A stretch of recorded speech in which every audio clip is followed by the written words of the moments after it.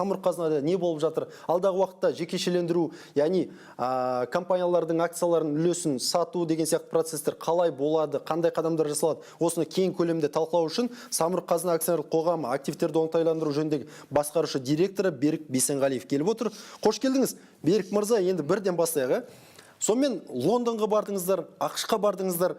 Қандай нәтижеге жеттіңіздер? Яғни не үшін барып жатырсыздар? Себебі көптеген сарапшылар айтып жатыр, яғни белгілі бір тұрғыда инвесторлар тарту мақсатында деп. Бұл енді біріншіден бұл сауалға жауап беру үшін біздің Қазақстан бойынша жүріп жатқан жекешелендіру бағдарламасына тоқтап өту керек. Қазақстан бойынша өзіңіз білесіз, 2015 жылдың желтоқсан айында қаулы қабылданып, сол бойынша жекешелендіруге нарыққа 800-ге жуық активтерді шығару жоспарланып отыр. Соның ішінде 217 актив, 217 компания самұрық қазына қоры, соның еншілес компаниясына жатады. Сол біздің енді Лондонға бару сапарымыздың себебі сол компанияларды инвесторларға көрсету. Ол компанияларды көрсетудің өзінде тағы оны бөлу керек. Бұл 217 компания біз екі тізімге бөлеміз. Бірінші тізімде 45 үлкен компаниялар бар. Бұл 45 үлкен компаниялар бұл еліміздің экономикасына, әлеуметтік, жаңағы социалдық, жаңағы стратегиялық, жаңағы нелеріне ықпалын жасайтын үлкен компаниялар. 45. Ал екінші тізімге 172 шағын және орта бизнес. Енді бұл 172 компания бойынша олар енді шағын жаңа орта бизнес, оларға шетелдік инвесторлардың особы өте қызығушылығы жоқ деп ойлаймыз. Оның бәрі біз өзіміздің қазақстандық инвесторларға өте бір қызығушылық болуы мүмкін. Сондықтан оларды біз осында қаржы министрлігінің алаңы бар, сонда ЮЦ жаңағыдай бір алаңы, сол алаңда электрондық конкурс арқылы келіп, біз жаңағы активтерді дайындаймыз. Жаңағы тәуелсіз баға беруші компаниялар баға береді. Сол баға бойынша жаңағы қаржы министрлігінің алаңына жібереміздер. Яғни әр активке инвестор тартуды көздеп отырсыздар. Да, біз оған арғы қатысымыз жоқ, ала береміз. Адан арғы қарай сол алаңда олар өздері сатылады. Сатылғаннан кейін жаңағы өзі компьютер арқылы электрондық площадка алаң. Содан бізге протокол келеді, осындай компания жеңіп алды. Сонымен сосын келесі шартқа қолға қойылады. Ал енді мына біз Лондонға бару себебіміз бұл бірінші тізім бойынша. Бірінші тізімде 45 актив компания бар деп атап өттім. Соның ішінде 6 компания IPO-ға шығады деген жоспарымыз бар. Яғни нақты 6, ол қай компаниялар? 6 компанияның ішінде бұл 6 компанияны 3 кезеңде шығарамыз деп отырмыз. Ең бірінші кезеңде тұрған компания бұл Air Astana компаниясы мен Казатомпром компаниясы. Екінші кезеңде Самұрық энергия мен Қазмұнайгаз компаниясы тұр. Үшінші кезеңде Қазпочта мен Қазақстан темір жолы компаниясы. Осы 6 компания IPO-ға шығады деген жоспары бар. Бірақ енді бұл компаниялардың бәрі ресурстық сектордағы компаниялар, бұл стратегиялық өте маңызды, стратегиялық тұрғыда маңызды. Бұл компаниялардың миноритарлық үлесі ғана нарыққа шығарылады. Яғни кең көлемде емес. Кейбір азаматтар ойлап жатыр. Яғни Қазмұнайгазды мысалға акциясын шығару дегеніміз бұл белгілі бір тұрғыда біздің мұнай нарығына, отандық мұнай нарығына зиян тигізуі мүмкін дегенді келтіріп жатыр. Олай емес, ол өте қателесу. Бұл әрі кеткенде 25%-дан аспайды. 25%-дан аспайды. Сондай институциялық инвесторларға 25%-ға дейін шығарамыз деген ниет бар. Оның өзінде шығуға деген әлі уақыты белгіленген жоқ. Ондай шешім әлі қабылданған жоқ. Бұл нарықты қазір байқап, біліп, қызығушылығы қаншалық екенін деңгейде қазір зерттеу деген сөз. Сондықтан жаңа осы барған кезінде біз жаңа 6 компания емес, барған кезінде нақты 2 компания ғана презентация жасадық. Оның жаңа бірінші кезең тұрған Air Astana компаниясы, өздеріңіз білесіздер, жас компания 2001 жылы ашылған, 2003 жылдан бастап бүгінгі 2017 жылға шейін 14 жыл бойы пайдаға алып отырған компания, өте өсіп келе жатқан компания. Бұл компанияның самұрық қазынаға 51% ғана үлесі Самұрық-Қазынаныкіде, 49-ы сол құрған шақтан бастап, 2000 жылдан бастап, сол британдық Байсистем компаниясына акционер. Сондықтан бұл компания, ол ресурс секторына жататын компания емес, бұл нарықтағы компания. Осыған бір где-то 25%-ымызды біз өзіміздің үлесімізді нарыққа шығарамыз деген жоспар бар. Ал екінші компания бұл Казатомпром компаниясы. Казатомпром компания деген енді өте бір үлкен компаниялардың бірі. Бұл компания... Ойыңызды білейінші, Эйр Астана туралы айта кетейікші. Эйр Астана туралы.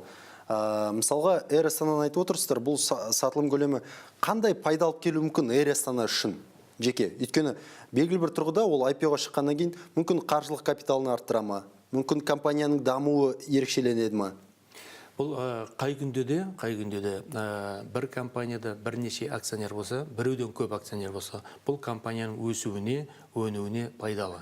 Бұл корпоративтік жаңағы басқару арқылы ол компанияның әрдайым өзінің жаңағы ары қарай нарықта өсуіне, ол өзі өмірде жаңағы өмірдің өзі көрсеткен сондай не екен. Сондықтан жаңағы 2-3 акционер болған кезінде жаңағы там өзінің жаңағы ашықта жариялы басқарылуы ол өте тиімді компанияның өсіне. Екіншіден әрине ол қаржы тартылады. Жаңа сатылған кезінде жаңа инвесторлар арқылы қаржы келеді компанияның ары қарай өсіп өнуіне ол үлкен тиім келеді. Сондықтан жаңа компания қазір мысалы лизингпен көп ұшақтар сатып алып жатса, өз қаражатына да ұшақ сатып алатындай жағдайы болады кейін. Енді Казатомпром дедіңіз, басқа дедіңіз, бірақ бұлардың барлығы сәйкесінше біздің Астана халықаралық қаржы орталығында акциясы сатылатын болады, иә? Яғни ойыншылардың барлығы осы жерден тікелей келіп сатып алатын болады. Ал біріншіден бұл Астана қаржы орталығы әлі құрылған жоқ. Құрылған жоқ, иә. Біздің өзі мемлекеттің біріншіден өзі мақсаттарының бірі өзі Қазақстанның нарықтық қорын ұлғайту, өсіру. Бұл бүгінгі күнде өте бір Қазақстан азаматтарына, Қазақстан компанияларына пайдалы нәрсе. Егер де мысалы нарықтық қор өсіп жатса, бүгінде мысалы бізде сіз бизнесті ашсаңыз, бизнеске қаржы тарту только банктерге ғана барасыз. Солай, біздің нарықта солай болып отыр. Ал егер мынау... Бұл проблема ғой негізі? Үлкен проблема. Ал экономикасы дамыған үлкен елдерде қарасаңыз, оларда жаңа қаржы нарығы өте үлкен деңгейде дамуда. Олар жалғыз банктерден ғана несие алушы емес, ол жаңа капиталына, жарғылық капиталына акцияларын сатып, қаражат тартатын жағдайы бар. Бұл қаражат өте тиімді, сондықтан бұдан бірнеше көз бар жаңа қаражат тартудың. Сондай бізде жаңағы әлі дамымаған нарық қаржы нарығымыз. Соған дамуға Астана қаржы орталығы өте үлкен үлес қосады. Осы күнге дейін енді Қазақстан қор биржасы, мысалы КС-ның, яғни бұған ықпалы жетпеді ғой сәйкесінше? Да, ықпалы жетпеді. Бұл біріншіден, екіншіде жаңағы Астана халықаралық қаржы орталығына, сіз өзіңіз білесіз, бұл британдық англиялық заң бойынша заңға негізделген. Сондықтан бұл өте ашықты жариялы заңдардың бірі, және мынау өмір бүкіл әлем бойынша бұл заңға жұрттың көзі жеткен, өте бір ашық, жақсы принциптерге негізделіп отырған заң екен. Сол заңмен, мысалы, Дубайда да сондай нарық қор биржасы ашылды. Сол сияқты бізде де осындай биржа ашылатын болса, бұл өте үлкен еліміздің дамуына үлкен ықпал болады. Яғни, былай айтқан кезде көптеген қаржы ағындары келеді Қазақстанға. Әрине. Енді ақш-қа бардыңыздар. Мысалы, алдағы уақытта қателеспесем, Гонконгқа барайын деп отырсыздар, иә? Ондай да жоспарлар. Жаңа ең бірінші біз Лондонда атап өтейік, жаңағы екінші компаниямыз Атомпромды шығардық. Атомпромды тоже жаңа презентация жасаған кезінде көрсетіп, мысалы, Атомпром, Казатомпром, бұл әлем жүзінде мына уран шығару бойынша ол бірінші орында тұр. Әлем бойынша 21% уранды қазір шығарады. Мына Қазақстан уран бойынша запасы дүние жүзінде екінші орында. Яғни, сәйкесінше дәл осы Казатомпромға инвесторлардың қызығушылығы жоғары дегіңіз келеді ғой? Жоғары. Соны айтқым келіп отырды, және Казатомпромның бүгінгі күнде әлем бойынша жаңағы себестоимость дейді ғой. Өзіндік құны. Өзіндік құны ең төмен. Соның бәрін көрсеткен кезінде бұл инвесторлар көптеген қызығушылық көрсетіп отыр. Біз жаңағы инвесторлардың жаңағы бүкіл несін байқадық. Көңіл күйін байқап отырсыздар ғой. Қысқасы сіздер Лондонға барғанда себептеріңіз және мына ақш-қа барған себептеріңіз бұл көңіл күйін байқау инвесторлардың. Көңіл күйін байқау және сосын әлі шешім қабылданған жоқ, қай кезде шығу керек екен, соны зерттеу. Қай кезде сол IPO-ға шығу керек, соны зерттеп, соны бағалау, сондай. Енді бұл жалғыз сіз ғана бұл шетелге ғана барады екен, шетелдің адамдарына ғана көрсетіп отыр екен деген ой емес. Мысалы, осы ағымдағы айдың сәуірдің 28-інде инвестор күнін Қазақстан бойынша Алматыда өткіземіз. Мынау осы қай күні? Сәуір айының 28-і. Жақсы. Онда біз сол сәуір айының 28-інде тағы да Берік мырза сізбен кездесетін болайық. Сол кезде тағы да осы тақырыптарды кеңінен талқылайтын болайық. Себебі көрермен біліп отыру керек, халық біліп отыру керек бұл мәселелерді. Себебі бұл ашық қоғам болғаннан кейін ашық ақпараттар берілуі тиіс деп ойлаймын. Сондықтан көп рахмет сізге. Құрметті көрермен, бүгін біз биржа бағдарламасында бірнеше мәселелер талқыладық. Енді мәселеден бұрын ең бірінші мына самұрық-қазынадағы активтеріндегі компаниялардың жекешелендіруін талқыладық. Келесі жұмаға дейін сәттілік бізбен бірге болсын.